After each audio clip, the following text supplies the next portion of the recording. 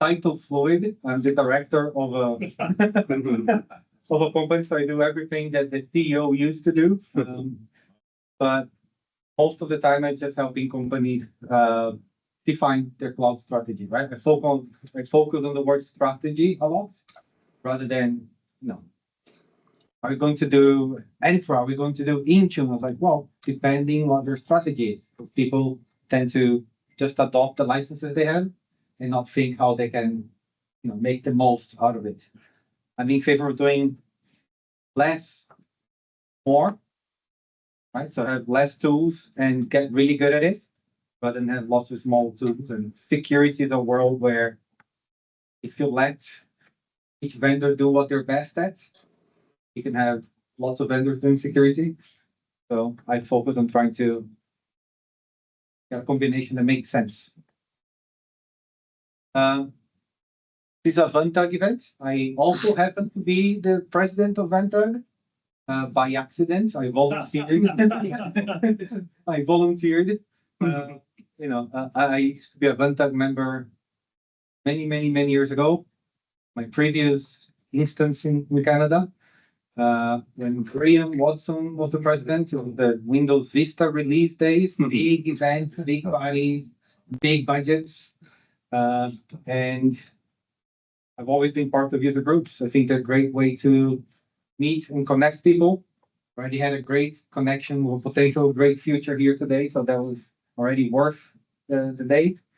But my main role as VanTUG president is to find volunteers and get a group of people to meet and discuss technology. So last month had in this seat Antonio was talking to us about the dark web, right? A topic that I knew nothing about. Now I know 1 hour of Antonio explaining it. And by next Monday, I'll have 4 more hours of Antonio explaining it because I'll be attending a workshop that he's hosting. So, but the idea is, to share ideas, learn more, connect people, and share our love of IT or hate, admiration. Life's dualities. So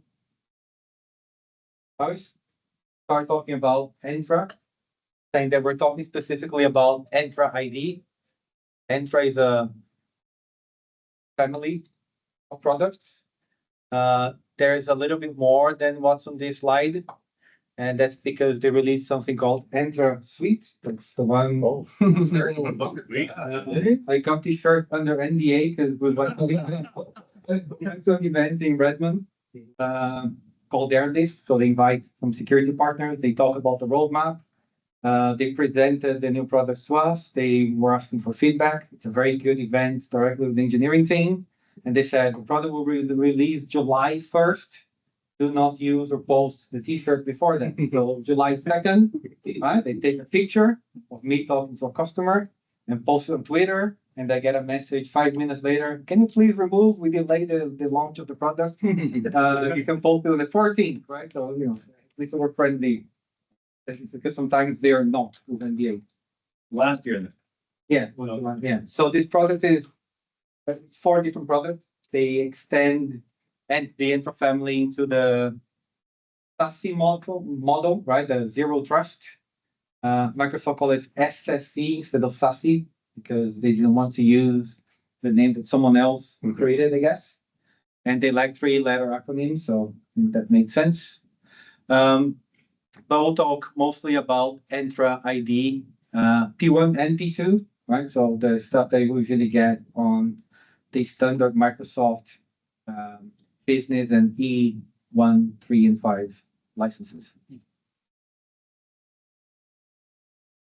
So I always compare Entra ID as a passport, right? So the goal of a directory is to identify users and access, right? So a unique identity to grant you access to resources or places like a passport. That's right. You're not supposed to have 2 different passports with slight variations of your name. You're not supposed to. If you watched Tony's presentation, you can definitely buy one, right? I don't recommend it, but the whole point of a good identity strategy is you have a single identity for everything. So an example of that is we're still finalizing a framework where we'll use our Steve's accounts to do work at our customers. So the customer doesn't need to assign licenses because he can use your license on if we're doing work on other tenants. And if someone eventually leaves my organization, when I lock this account, it's locked on everywhere else. If I'm working for BCNet, for example, with Tony, and they provision a David Nudelman at BCNet account, and I leave the organization, right? There might be some missing communication where I have a standing account with privileges for no reason. So a good strategy is where you have a single identity that you use for everything. So we'll be talking about directories today. So interesting topic. Everyone has been on Active Directory, except Tony, who's a Linux guy. Yeah, They have LDAP. yeah, but, Oh, LDAP. well, and that's the thing, right? So everyone, See, it's LDAP. there's more people in Novell than you would like them to be, but still. Wouldn't surprise me. So, but it is about LDAP, right? So Active Directory, the on-premise Active Directory, domain controller, group policy, have been around for about to be 30 years, 30 years now. Sure. VanTUG started at the Windows NT user group, right? That's how it was founded. It will be 30 years next year, VanTUG. So we're recording videos with the people who founded it, with the previous president. So we'll try to do something bigger next year. And having 30 years of legacy, there's a lot of applications that rely on those old protocols. Microsoft only retired RC4, which is a protocol that was used on till Windows Server 2008, right? It was one of the main protocols, and that's the reason why very old Active Directories like Server 2000 no longer works, right? You cannot have a working 2000. So Wow. Microsoft was the last company on the planet to retire a very insecure protocol because there's so much legacy and so many things hanging on that, right? So they delayed as much as possible. And with people being dispersed, remote, and Microsoft always had the challenge of, they were told in 2006 by Bill Gates in a room to make every product available through the internet, right? There was no cloud term at the time. And then in 2011, I went to a conference where I got there very early to make sure I got the front seat. And it was Baumer presenting, exactly talking about in 2011 about the 2006 strategy meeting that they had and the instructions that were given. And they were announcing a lot of new cloud-based solutions. So there was, what System Center was, kind of early stages of what the cloud offering would be. A lot of the products never really evolved, but Intune was one that was born through that wave, and it's now kind of a mainstream product. But with everything being on the cloud and the perimeter going beyond the network, identity became the new perimeter. So you need a directory that doesn't rely on the perimeter network. So with people being extended, right, working from home, having remote offices with smaller teams, we started looking at solutions like VPN, right? Every company had a VPN.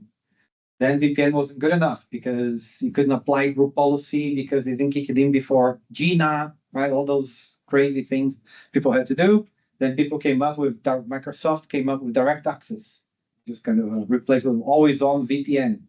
So how do you ensure a device is connected to your on-premise environment all the time so you can actually apply and enforce those policies, right? At the logon time. So there was always those challenges. And Entra ID is kind of a refreshed directory based on HTTP and HTTPS. So it doesn't have to rely on those old protocols and technologies. And that allowed us to do a lot more integrating applications and show quite a few examples here. So the evolution, right, from a network perimeter, because a VPN extends your network to where you are, right? That boundary is no longer necessary. The identity is the new security boundary, which is great because it breaks a lot of those limitations, but introduces a lot of other, right, challenges, risks. Yeah. So Going back to that, like, I'm surprised actually, to be honest. Because it was always growing up, you never wanted one point of failure. Now we've gone back to most critical thing, your identity is now the single point of failure. yeah, well, it's I mean,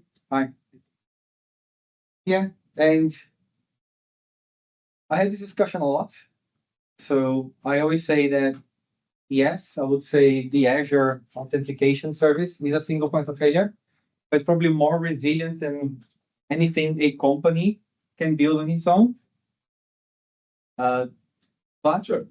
there's a lot more people trying to attack it every second than you would ever have a single institution, right? So during that event that I mentioned, where they released the Entra suite, they talked about a lot about what the internal security team of Microsoft is doing to protect Azure Entra identities, and they shared the number of attacks they stopped every day.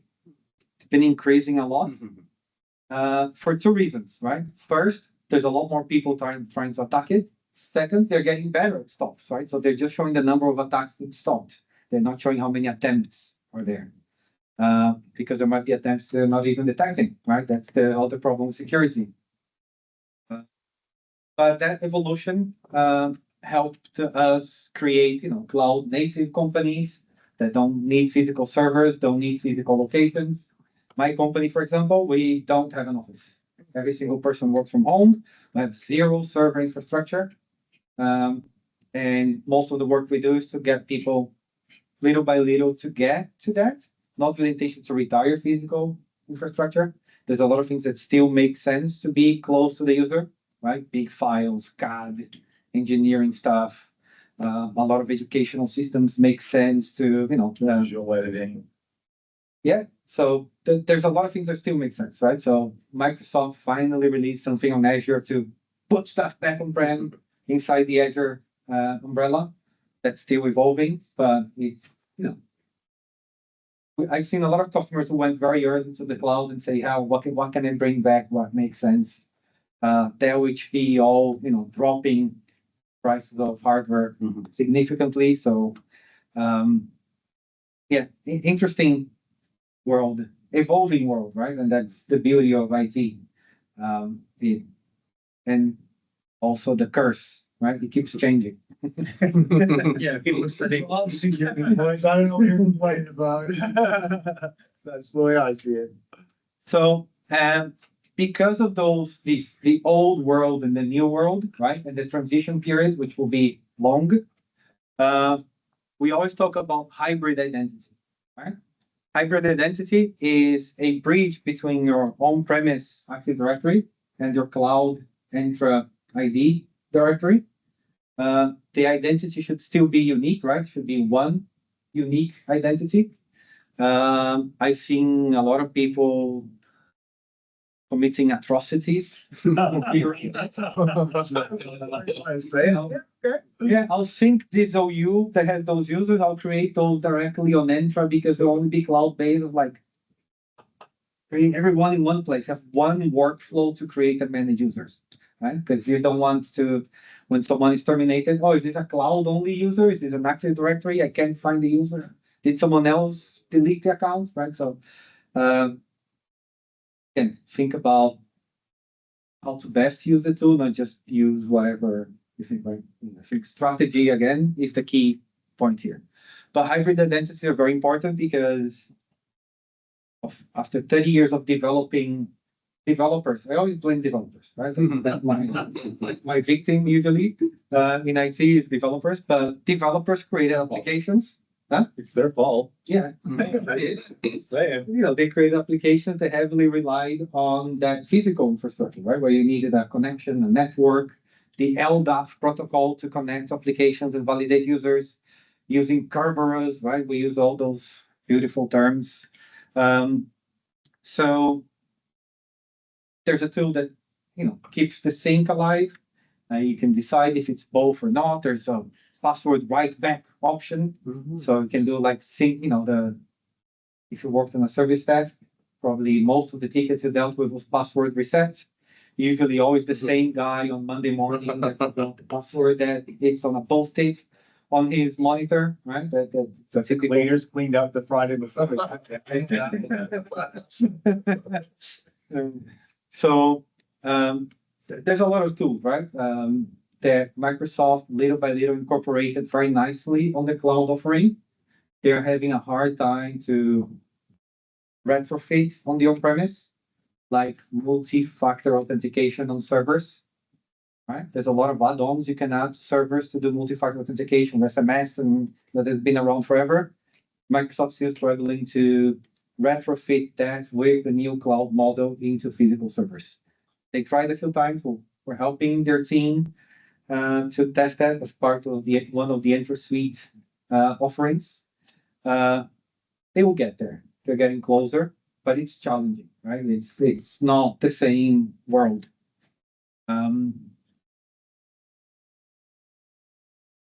Lots of mistakes. I would say it's better to tell a story of when someone failed than when someone got it right. Because the story, hey, I worked with this company, they configured everything right and everything works fine, right? And you won't remember that story.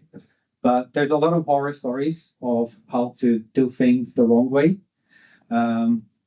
Duplicating every user with the same ID, like not configuring emails correctly. And yeah, well, it can create a mess easily. But the implementation of those hybrid services got much, much easier now. And the tools evolved a lot. And with that, there's about now 5 different versions of this. And there's 3 different applications that you can use right now to do this thing. Which one should you use? And the answer is it depends. Right? Good consultancy jargon. It depends. So we always look at the scenario they're looking for and get the most appropriate. Each one has advantages and limitations. I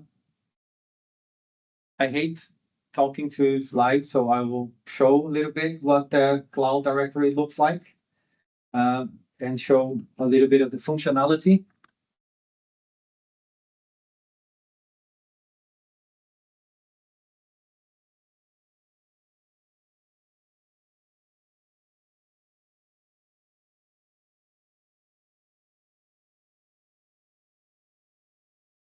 Here's I have my world famous customer, Contoso.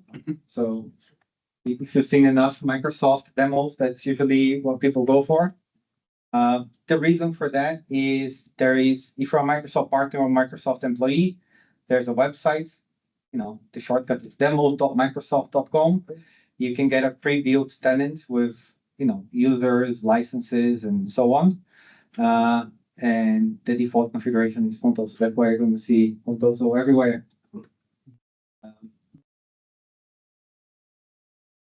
Website, a wiki page with all the different Microsoft fictitious company names.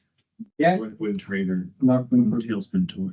Well, and those are usually on the exams, right? As well. Well, it used to be, right? I think they're varying the names a little bit, but.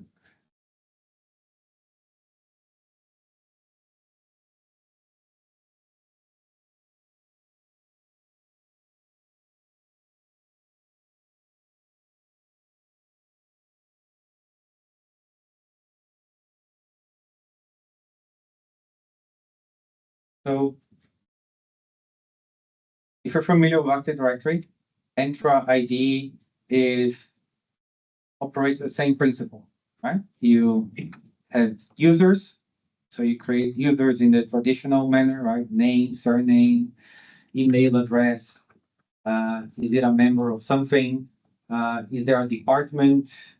All those attributes. Again, those can be synced from Active Directory. If you're doing hybrid, I strongly recommend that Active Directory on-premise still the source of your identity, right? You should still create there. Again, follows the same principles of groups, right? The right way to assign permissions to resources is to assign a resource to a group and add people to the group, right? And if you have different, yeah, don't worry. You have different limitations, right, on access, like role-based access control, right? So administrators or people who can only do a subset of functions. Again, they should be groups, and you assign people to the right group. Sounds very simple and obvious, but when you look at the directories and companies, that goes out of the window very quickly. Yeah, but there's reasons for it. It's usually because the company's older and things started before we had more standard operating like rules in place, and then they just kind of grew on it and it doesn't grow very well, and then turns into a hot mess eventually. Too many chefs in a cooking kitchen all trying to get Yes. somewhere. I would add to that. So that's yes. So the constant there's time, right? So people come and go.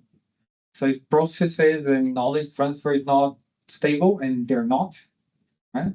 You can document everything very well and put a document on a share that the person just joined don't know where it is and possibly don't have the right access to view the document. They will do whatever they believe it's the right way, right? So over time, it's hard to keep that control. Can I have a question? Yeah. So if we sync the local Active Directory to the cloud, so if I will configure my network access control, so primary is the local and then secondary is the cloud. If the local will be down, then the authentication will be forwarded to the cloud. Depends. See, you can really. It depends on the service they're trying to access and where it's told to go and look for the credentials. Yes, exactly. So for example, if you're logging in on a traditional Windows machine that's joined to the domain. Yeah. You will try to go to a domain controller to authenticate. But the advantage of a local domain is that you have cached credentials on the machine, right? So if you authenticate on the machine and it's matches the password used before on the local machine, you're in, right? It's just when accessing other things. Okay. Everything else that you have a cloud authentication, so Office 365 and other applications, that's where the cloud directory will take care of. So I would say the only reason why you really need Active Directory on premise is when you have applications that rely heavily on it. So file shares, printers, right? That's usually things that people take a long time or skeptical to migrate. You can migrate file shares to SharePoint or to on Azure storage and map it to the device, right? Like a drive letter. You can map printers through, the cloud directory with VanTUG or with scripts, right? There's ways to do everything on the cloud native way, but there's always a limit, right? The bigger the company, the more legacy, right, components. Yep. For example, the 802.1x authentication. Yeah. So same thing. Yes. So that's the most common issue we find when people are trying to get ready for Windows 11 and go cloud native is their certificate infrastructure is bad, right? Because they did the PKI requirements for certificates for Windows Server 2003, and that's what they had, forever. And for the cloud native stuff, the requirements is slightly different, especially for Windows 11 and Wi-Fi and so exactly that. And radios, right? Which is another service that people rely heavily is dying. Yeah. Right? It has days counted as well. It's a few more years. There's a lot of good companies already offering cloud radios using non-Microsoft solutions. There's a very good company in Germany who's a big Microsoft partner in Germany, offering that globally, and it's wonderful. So that's what people with no time to build the appropriate modern way they're doing, right? And they sign up for a cloud radius solution. But there's a lot of dependency, right? The bigger the company, the bigger the dependency. Yeah. We're dealing with a company who had hard-coded COBOL applications that can only talk to a server that's no longer supported. The guy who created it died, and the company still relies on it. It was like, okay, but when do you call it? Said we had enough. We'll do manual import of everything. Insurance companies still use DOS programs. I Huh? do consulting all the time. Like old DOS programs. I'm not even want to get into the security risks involved. But right now, their databases are built on it and they can't get them to implement. Yeah, They can, but they don't want to spend the money. there was a big bank in an important country where they run into a limitation because the Access database where all their web systems relied on got the maximum amount of rows. Right? And it was a big, it was a big hush. I was working for another bank in the same country, so that's started in the banking industry, right? You couldn't avoid, but you didn't see much on the news. Oh, they had IT issues and they're resolving, right? And then suddenly Oracle came in and saved the day for 120 million a year, right? Something like that. So it's nice to have the modern world, right? And the reason why hybrid still exists is there's a big breach to cross. So we are working with organizations so we used to do a lot of mergers and acquisitions. Now we're doing a lot of company splits. I don't know why, right? Like subsections of companies were spinning off. And they want to go cloud native. So we always explore ways like, okay, if you're willing to wipe all your cell phones to join to Intune, if you're ready to get everyone a brand new Windows 11 laptop and do autopilot and get our applications, it's a lot of work in a small window, right? To get everything ready. Again, that's a good point to say, to define what the strategy is and build the components for that, understanding what the limitations are. So I enjoy my work a lot. So it's looking at the world of possibility, understand people's desires and motivations, but also being aware of where the limitations are. Can't just go and say, hey, let's go cloud native tomorrow, because I don't want this old server, next week. I'm actually doing a project like that right now, and we had a very short time to do a lot to retire something that maybe shouldn't be retired right now, right? Because there's still a few elements that they didn't breach, but they want to do it anyway, understanding what the risks are. Right? So once you have users, groups, you can do a few device actions as well, purely with Entra ID. I will say Azure Active Directory sometimes because that's the old name, so forgive me for that sin, right? For Microsoft changing their product names every 2 weeks. But the cool thing is the native device, right? Even without Intune, you have enterprise state roaming. So all these small configurations you do on applications. So for example, if you want your calculator to be scientific rather than the standard reduced one, right? And you enable enterprise state roaming. If you log into another machine, it will be scientific rather than the normal calculator. Right? So they have it's not really profile management, it's just the one more layer on customization to have Windows and applications. So nothing really big. That's based on a product that Microsoft acquired that they named UEV, User Environment Virtualization. They had AppV, the application virtualization, there was Softricity. So they started incorporating those things in the cloud. BitLocker keys now, if the device is joined to Entra, you can store the keys here directly. and recover them.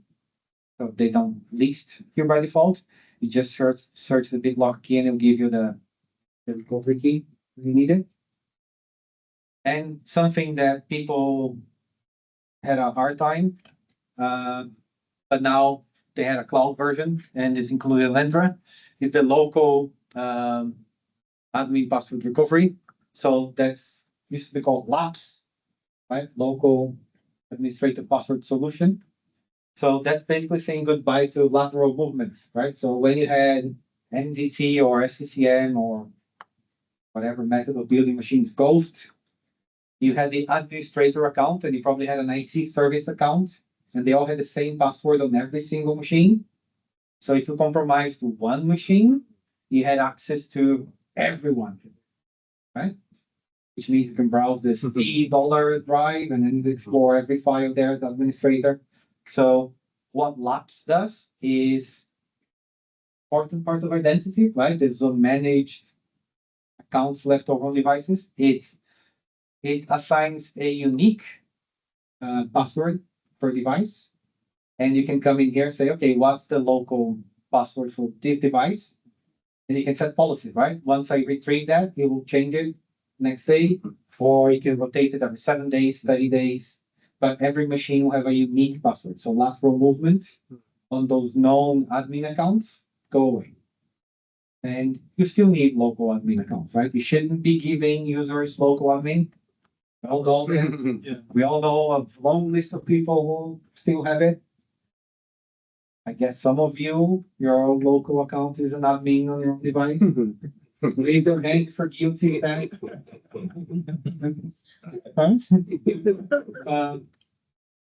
going to talk a little bit about permissions soon as well, and how to manage the privileged accounts, because that's an interesting thing on Entra as well.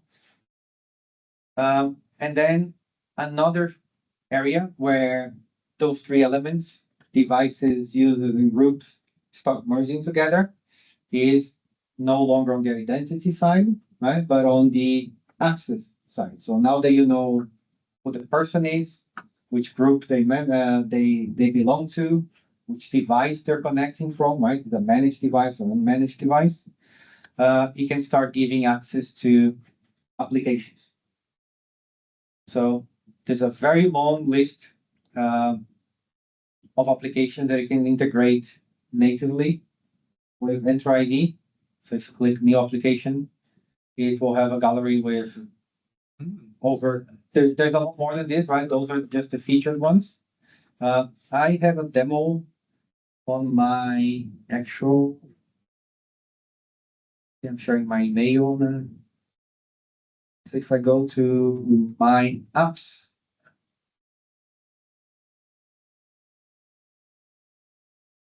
so that's where a standard user would go for, to find out which applications they see. Here's all my different accounts and all my different tenants for using hack later.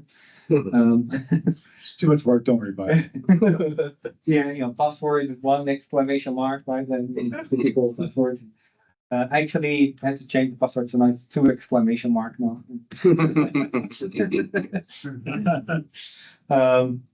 So those are applications that we did what we call a single sign-on integration, right? Another very important element of an identity strategy. If you have a SaaS application or even on-premise applications, you should not have to create a user and password for those applications. You should use your directory's username and password, your directory's authentication, multi-factor authentication, and policies that you have. So, for example, right, Terranova, who's familiar with Terranova? Oh, good. So they provide cybersecurity training, right, for end users. The typical, make sure your password is strong, make sure you don't use a local admin account. So when I click on Terranova, I use a SAML authentication. It's very quickly, there on the top, but it does a single sign-on to the application with my valid username and password that was already verified, right? It passes through the information that this user is okay. And based on the membership, right, that I created inside Terranova and assigned my directory as the source of authentication, I can get in the application. So if your organization is using SAP, Workday, there was a very good example. I did a few presentations on Azure Active Directory, right, early days. The first demo I did was because of another bank in the same country. They had a very strong presence on Twitter and Instagram in the early days. The marketing lady was having an affair with the top director. They broke up. She left the bank. She was the only person with access to those accounts. And she posted a lot of things. Right? So the early example I said is, if you want to give your team, your marketing agency access to those platforms, right, which is strong brand asset for any company, what you do is set an account for them or guest account with their identity. Say, hey, I'm going to publish Instagram here or whatever Instagram management tool they use, right? If they're not going to post directly, they use usually an engine behind it. And if you want to revoke, like they never know what the password is, right? They have delegated access. They can get in when they need, and they can be revoked at any time. So the lesson is, if you're the director of a bank and having an affair with the marketing people, use single sign-on. And you mistake.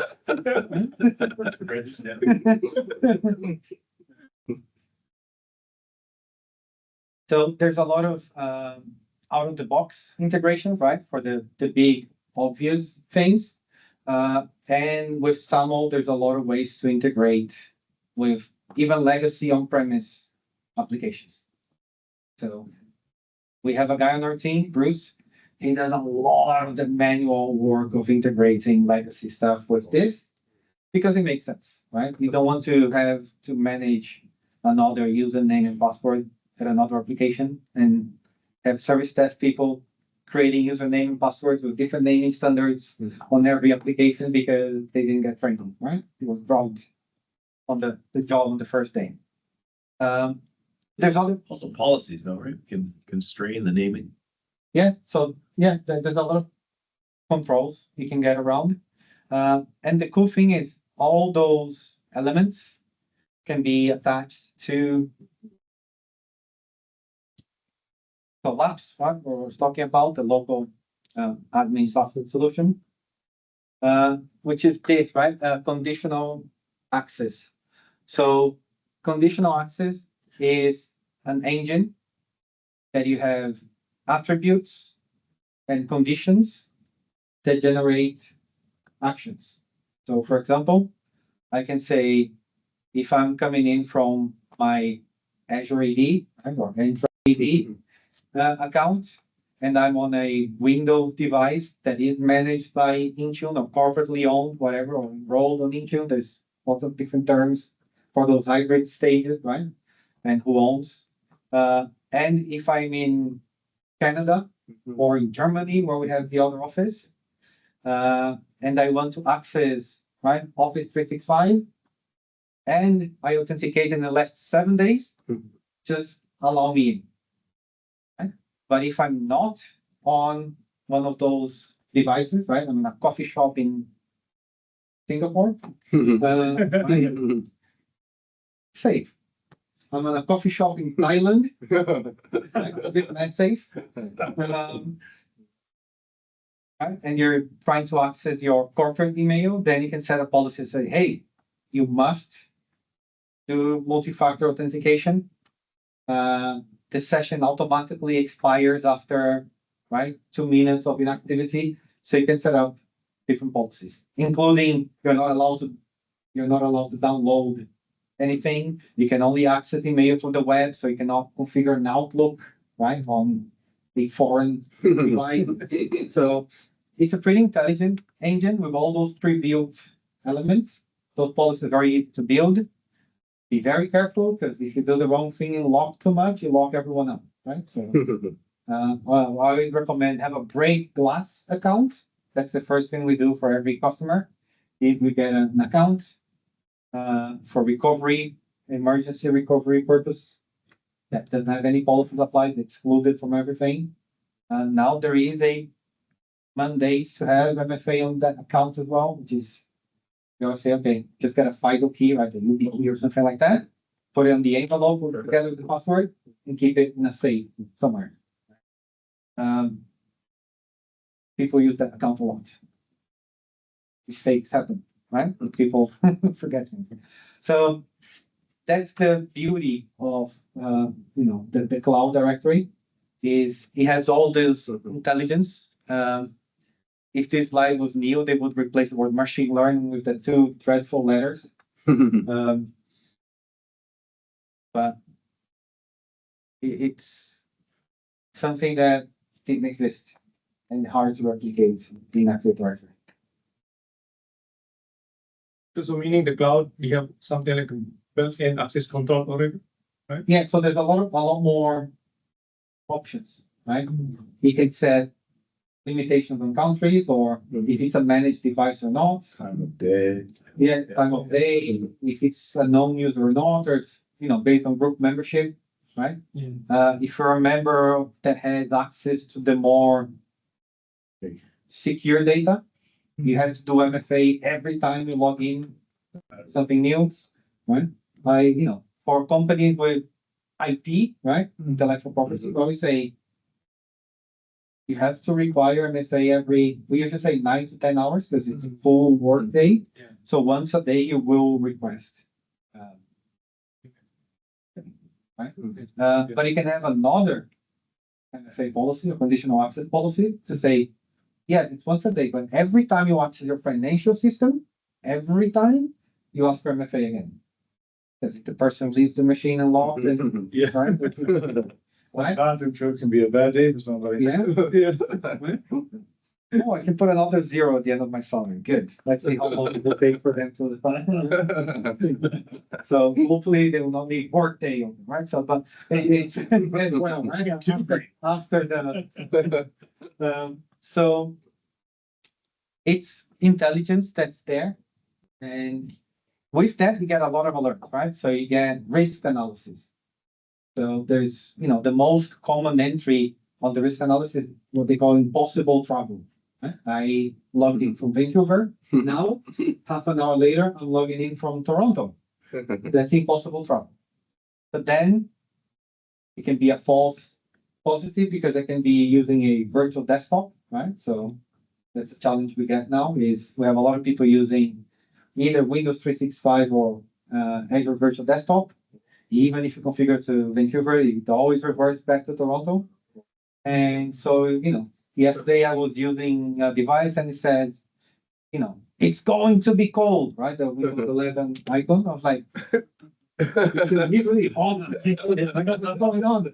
And it's like, temperature 2 degrees feels like -2. Like, like Toronto again, right? So it's, well, by impossible travel, right? That they will just highlight the potential risk. But if they see, hey, this guy did an MFA with FIDO key in Vancouver now, and 1 hour later he did it in the country, right? Surely. Yeah, well, whatever, right? Very far away, right? With the same key, they're like, okay, that's impossible travel. There's something wrong here. Maybe someone duplicated the key, which is hard, but So there's a lot of other tools built on top of that intelligence that's gathering to prevent other actions. So it's very cool, right? It gets to build a lot of possibilities. If you go with a higher level of security on the Microsoft skills, you can do the similar thing with Active Directory and integrate called Defender for Identity. You install an agent on your domain controllers, on your federation servers, and it gathers all those logs in one place, and then you have the full picture of the identity. and it's mind blowing, like what you start to find, right?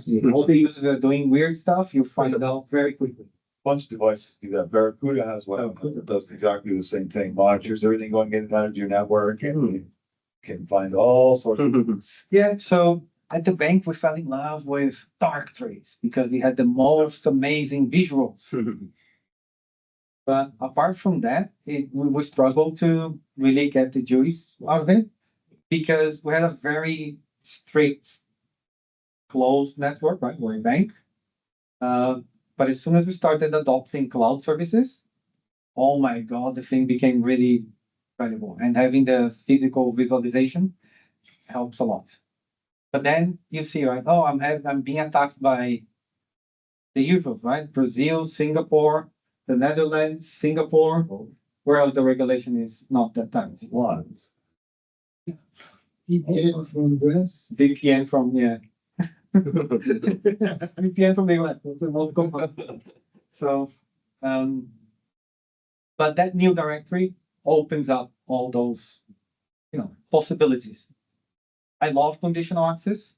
You can never do enough conditional access. You should be looking at what your strategy is, where your critical information is. You can have separate, SharePoint destinations and where your board meeting information is, right? Again, every time someone accesses, do an MFA, you can do more controls. And device is one of the policies, right? If you're using a personal device for work at home, you should not be able to download stuff. You should only be able to use the browser. It gets very interesting. And single sign-on as well. So the same way you can integrate, right? I showed the Terra Nova thing. I could say, hey, if I'm inside of one of my known office locations, I can do the training. Let's say you're doing a more strict compliance training. Maybe you want people to do single sign-on, but only do it from the office because you don't want them to have that on a coffee shop, right? An open screen and all the people looking, oh, what are you doing, right? So again, we work with customers who their business is their intellectual property, right? Be it on editing or even some designs, a lot of engineering work. So there's policies to say, hey, if you're not at the office or known names, locations, or IP ranges, you can access the IP. Well, MFA, probably tired of seeing those pop-ups. I still work with a lot of customers who create my account on their tenant. I want to stop that because my list of MFA providers on my phone is getting big, and that's one thing that's hard. Even if you get a new phone, that's one thing that doesn't transfer well between phones. But now you can create FIDO tokens, right, from the Microsoft authentication app. So, and there's an app option to accept or not then on Entra as well. It's getting interesting, right? Used to be a 3-4 number code on an SMS. Now, then it was accept or not accept. Now you need to type something, right? The bad guys keep getting better, and we need to suffer. Soon we have to go through the airport scan every time we need to log in, right? And do a full body scan. And make sure you're you. It's called DNA. So there's a very interesting movie right now in the theaters called Mikey 16. Can't say I've heard of it. It's a very good movie with the Twilight guy, Edward. I don't know his Robert Pattinson. Yeah, very good movie. And if they develop the technology they have in the movie, body scans are no use. But it's worth watching. It's from the same guy who did Parasites, the Korean one. Yeah. So then there is don't know if you guys are familiar with those things because they do multiple customers and licensing.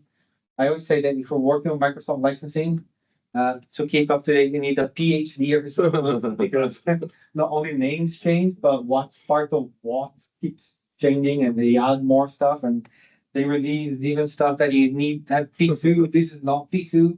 This is extra, even if you have the Microsoft E5 license, which people perceive is that's the license that contains everything. It doesn't by any means, right? Everything that has a suite at the end, Intune suite, right? It's 40 products, five products for the price of 3, regardless of the combination. And then for suite as well, 4 different products not included on any of the Entra licenses. Right? So, but the thing I like the most about P2 that I tell every single customer, part of your identity is to really secure privileged accounts. So a lot of companies, well, Microsoft keeps saying they only have 2 global admins, which I don't buy. Just the amount of elevations and action that those 2 guys would have to be doing every day would be insane. But you should reduce, of course, the number of privileged roles. But there's another thing you can do and you should do on top of that, right? Which is PIM, which is what I'm going to show you now.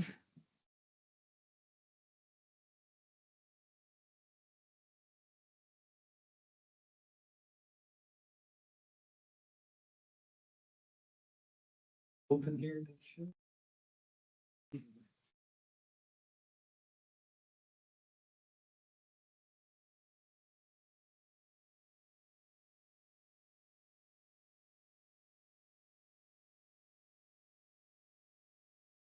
So PIM stands for Privileged Identity Management. So the goal of PIM is page.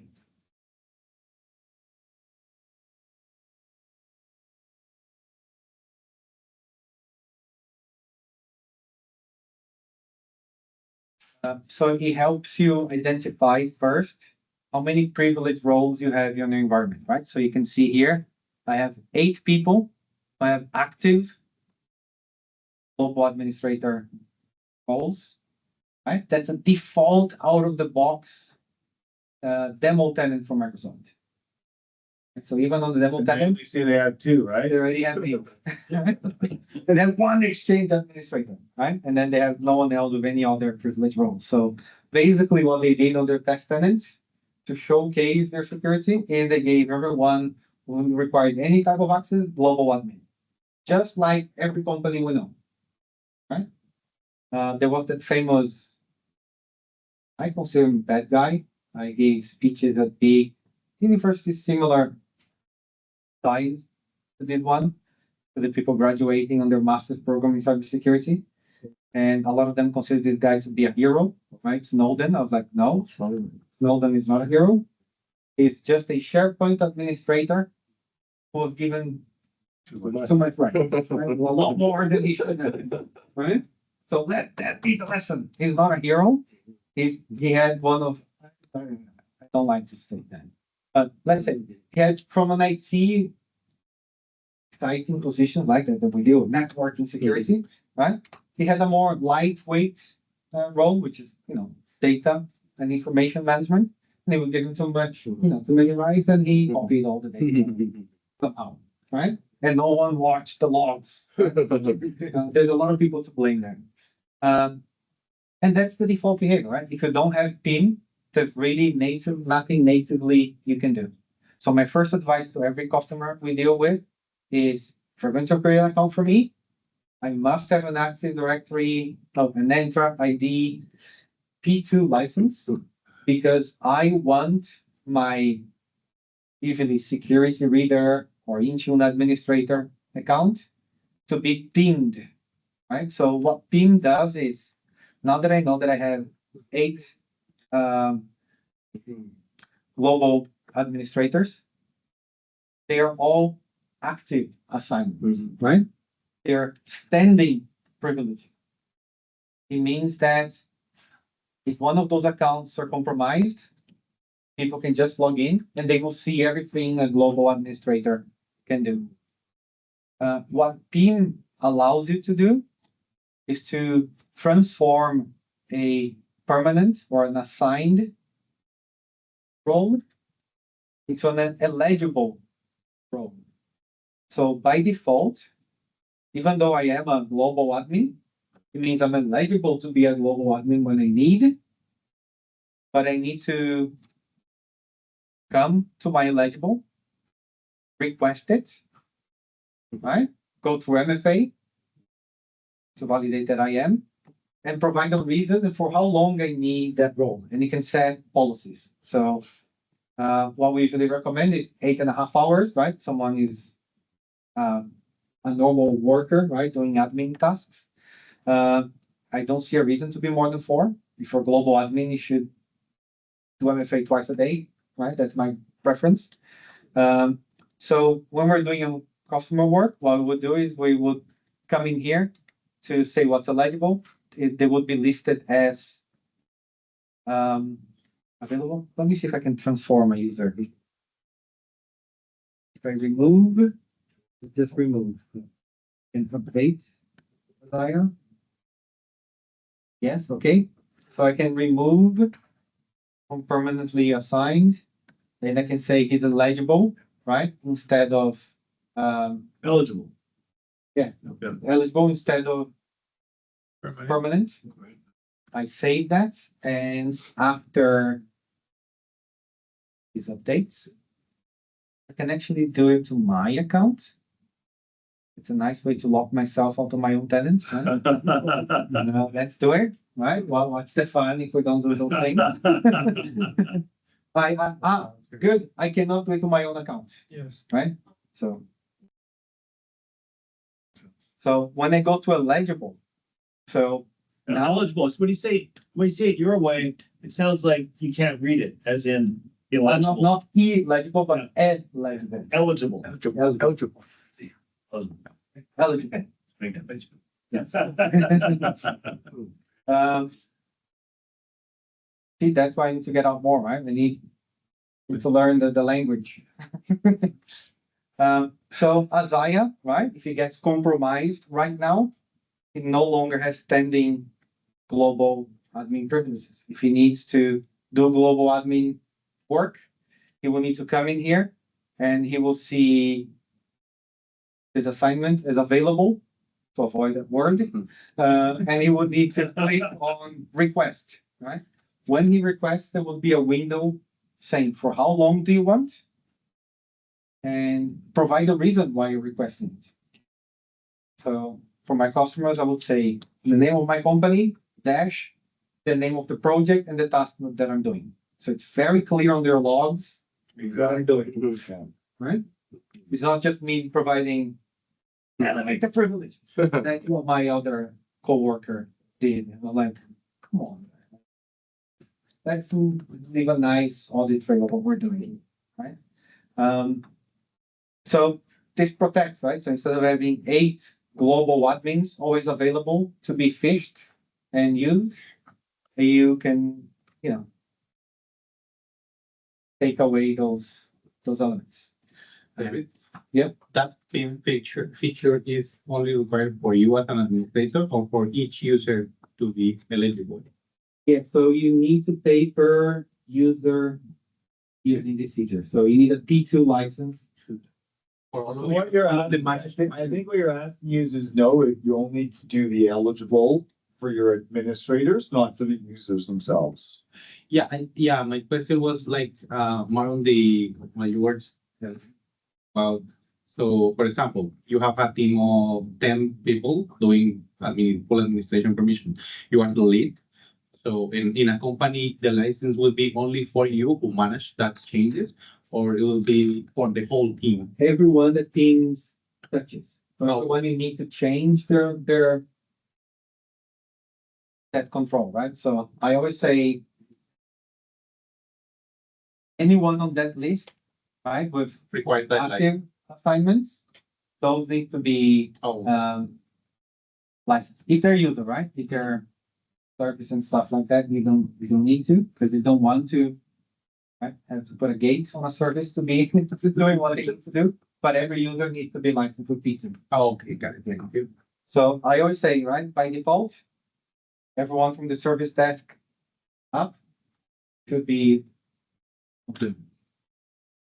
And that's really important, right? Because that's how attacks work. And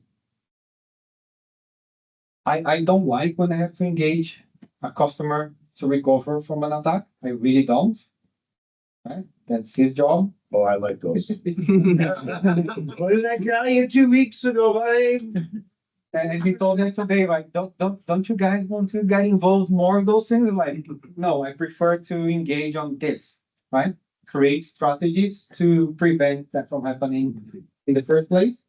And we're called a lot when there is an incident.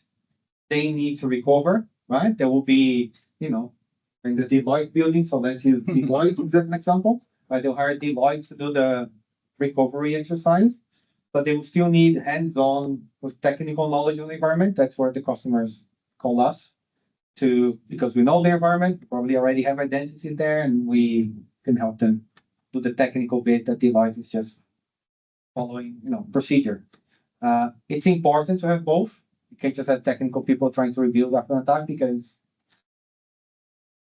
it would just happen again immediately. Right? The bad guys are better than most good guys. Except Tony. Tony is a good guy and he's awesome. So I have a question. Yeah. So all those people have the same permissions inside of under your physical administrators? Unfortunately here, yes. What's the difference between under the type there's a service principal? Because those are not user accounts. So so those are kind of service accounts. Oh, So they are probably tied to an application or a connector or an agent that's always doing work. So if you remove the permission here, they don't have a way to re-authenticate and request, right? So you would keep it. But but then what you can do to those service principals is a lot of restriction, right? They cannot log into machines. They cannot access shares. So they still shouldn't be global admins, right? They should Just find what they need. They should, yes. All these privilege. This privilege, So role-based access control, right? Make sure that you understand what the role is and create a role for them. Other Microsoft directories. Yes. Right? They have more than just Active Directory on premise and Entra ID. They have something called Microsoft Entra Domain Services, or used to be called Azure Active Directory Domain Services. And with all those name changes, just makes life hell and complicated.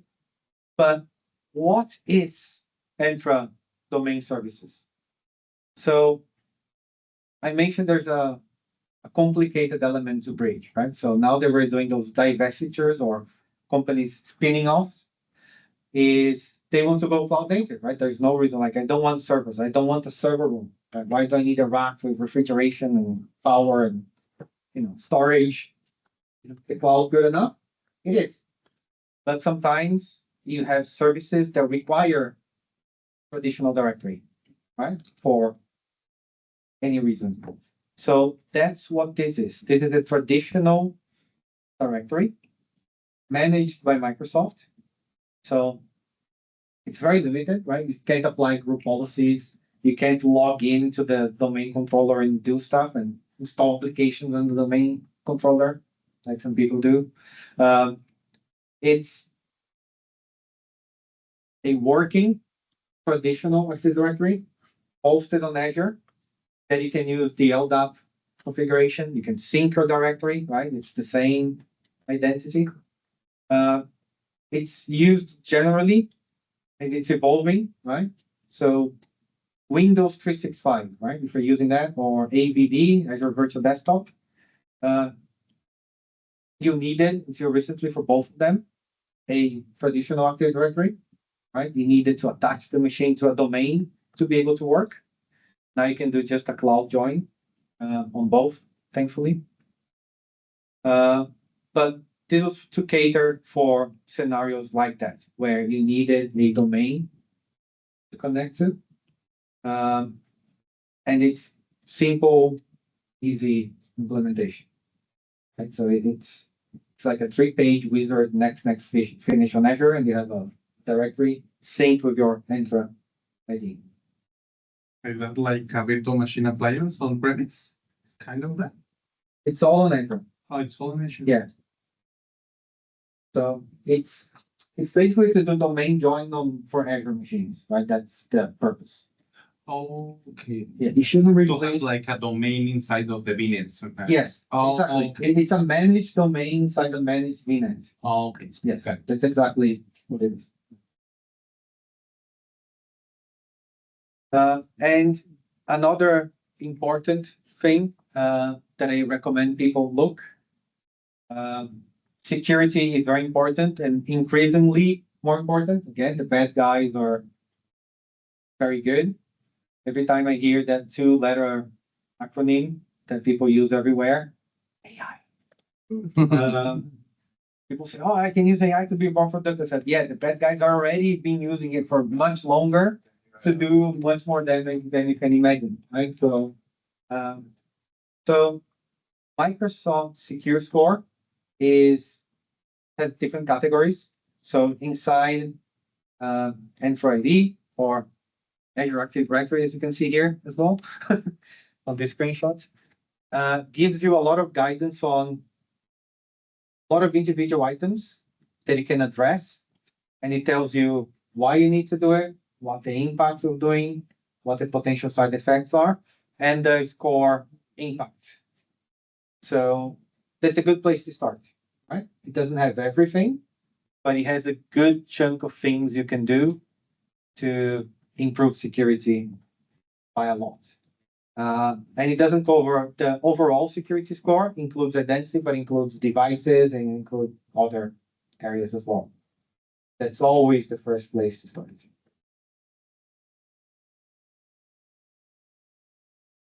So I'll talk about next events, and then we can have a general discussion about identity strategy, especially horror stories if you have anyone there. So the next VanTUG event may take place here in the bigger space. Yeah. And they say May is right now it's reserved to the Workplace Ninja event. So that's an event specifically targeting configuration manager, Intune, AVD, application management, everything related to more device management. We had one last year. I can see quite a few people here that were there last year. It's a more niche event. Therefore, we get a lot more people. But the reason is I know who the people are in different companies, and I only invited most of them on LinkedIn. This year we have more sponsors, more Microsoft support. The Intune team wants to come in and present as well, the AVD team. So we have a confirmed big event in Toronto. We have space here to do a 3-hour one upstairs in May, but I may transform that into a VanTUG event if we can get the Microsoft office to do a full day workplace in India and Vancouver again. But the goal with VanTUG is to do one event a month. I hate being the speaker at those events. Why? Huh? Why?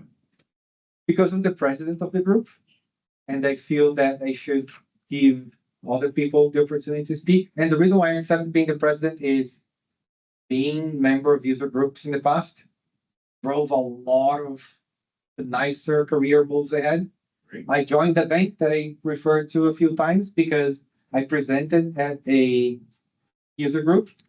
Because of the presentation, Microsoft invited me to Spain to talk Wow. on a much bigger event when just before the release of Windows 8. Wow. We did a preview of Windows 8. A guy watching that event was the guy running the IT in the bank and said, "I want that guy that spoke at that Wow. event," right, in London. So I was like, show up to those things, share ideas, tell your stories, right? And stories are always better than what the product can do, right? So someone has, this is how I broke something, right? So we're gonna have Ali, that a lot of you know, talking at Workplace Ninja because he did a very cool job migrating a retail company from Windows 10 to Windows 11 Cloud Native, using a very funky way of a transitional SCCM publishing something that kickstarts, wipes the machine, starts on autopilot, and it takes over. So it's gonna tell us that story. We're always looking for speakers. So if you know anyone, if you want to tell a story, let me know. So that's the end of my presentation. I just want to start a discussion, right, of what things went well and went wrong with identity strategies from your view.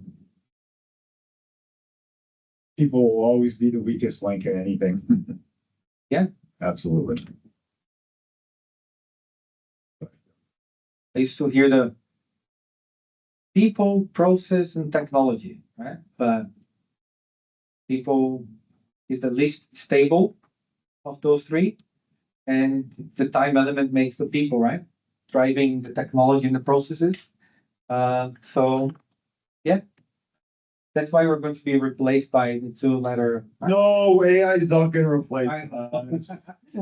We're the guys controlling AI in the end. It's Well, not gonna- yeah, Everyone's gonna have an AI tool, so it's gonna like neutral it out, right? yeah. If we all have an AI in our watch on our wrist, we're all the same now. We're all just people with AIs, right? It's not like, Yeah. it's different if there's 7 AIs out there and like controlled by companies or corporations or whatever, but they've already shown that's not how it's gonna be. Everyone's gonna have an AI in their phone or whatever, right? So, Well, I was convinced that Exchange Online and Intune would replace my job because the receptionist that companies would be provisioning email accounts and devices. Well, that didn't happen.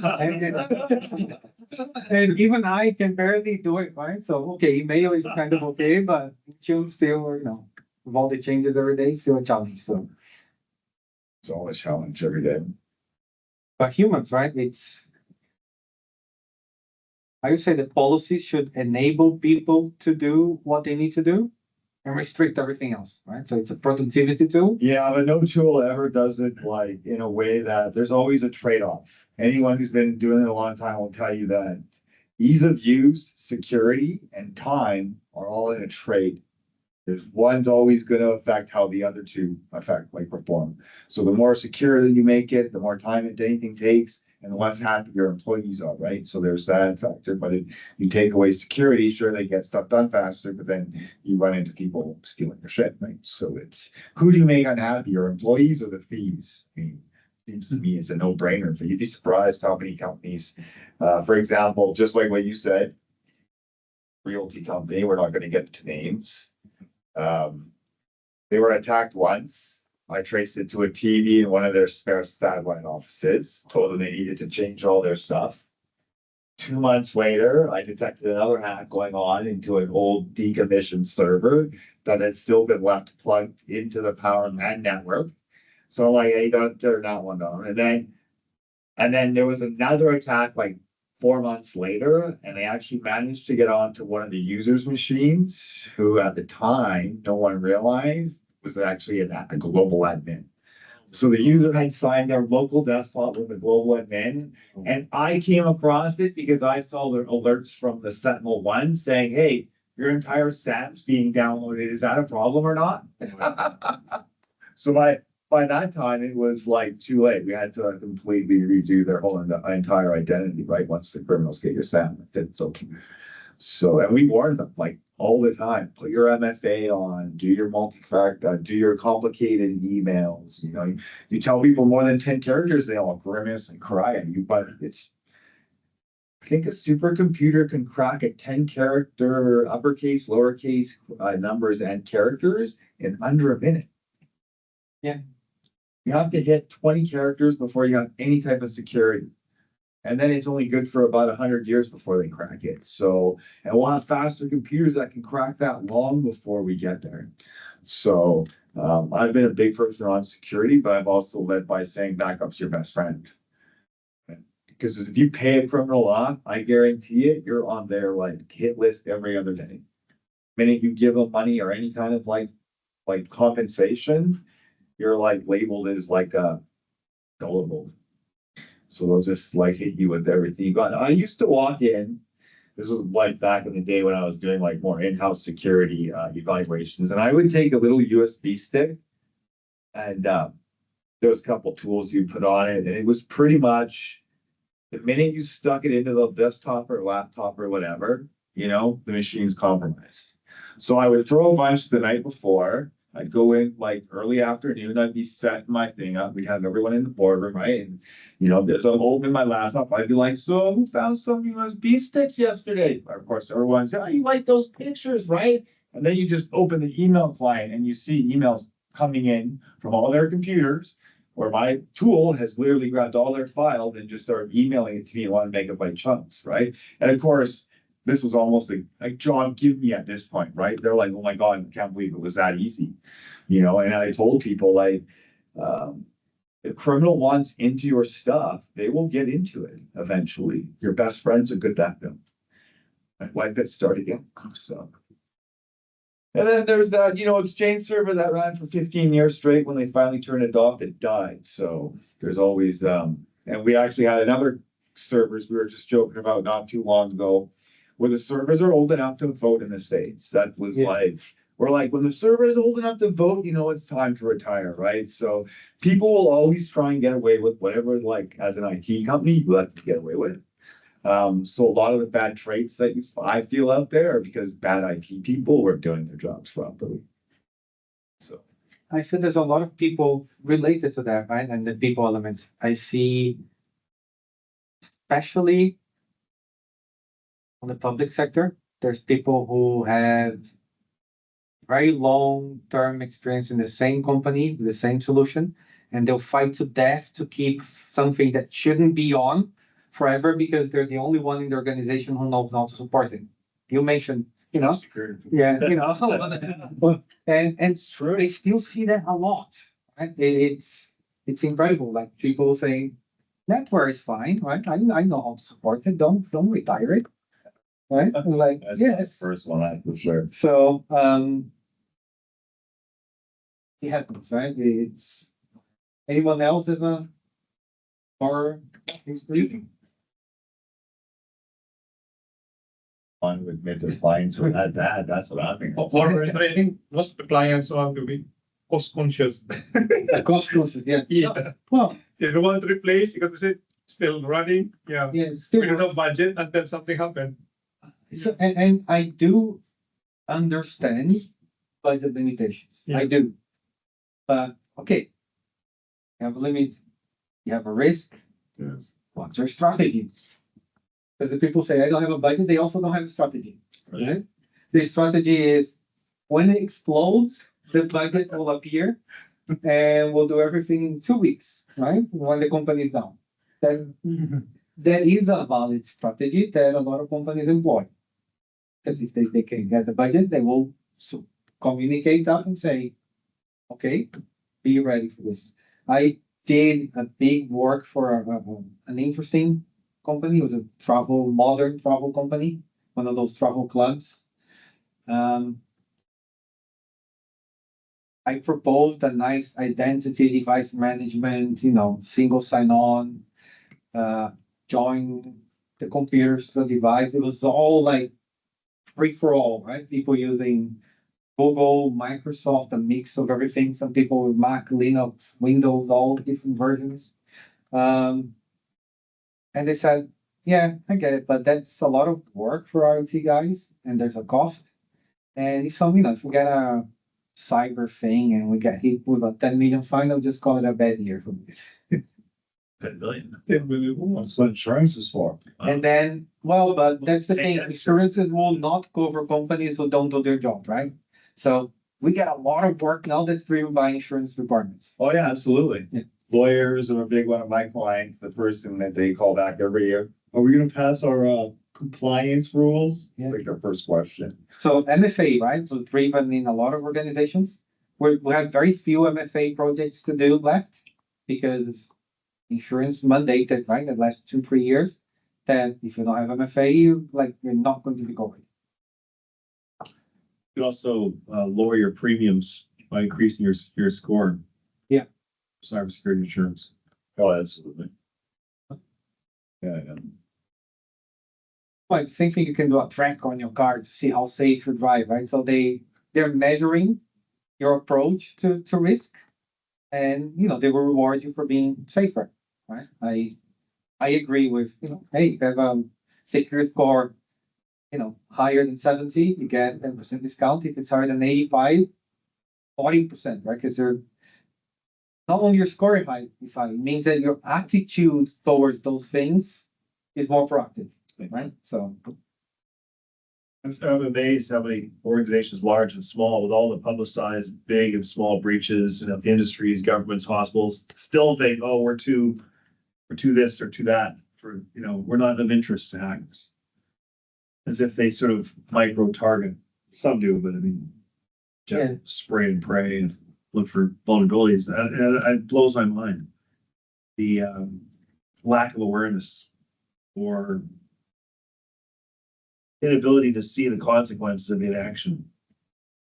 Yeah.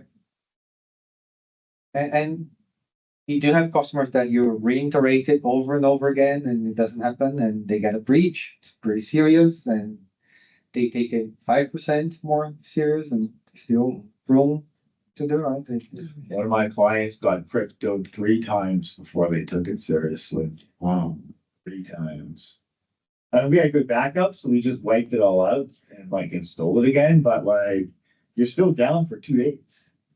And then they were like, hey, you know what, we're not very we'll waste money now.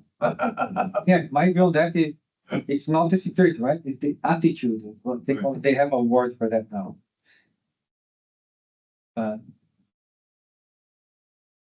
Security posture, right? That's they call it what's your security posture, right? That's what they try to measure in organizations. Slumped over the wheel. Which helps. Yeah, we're talking over. So it's Used by my client.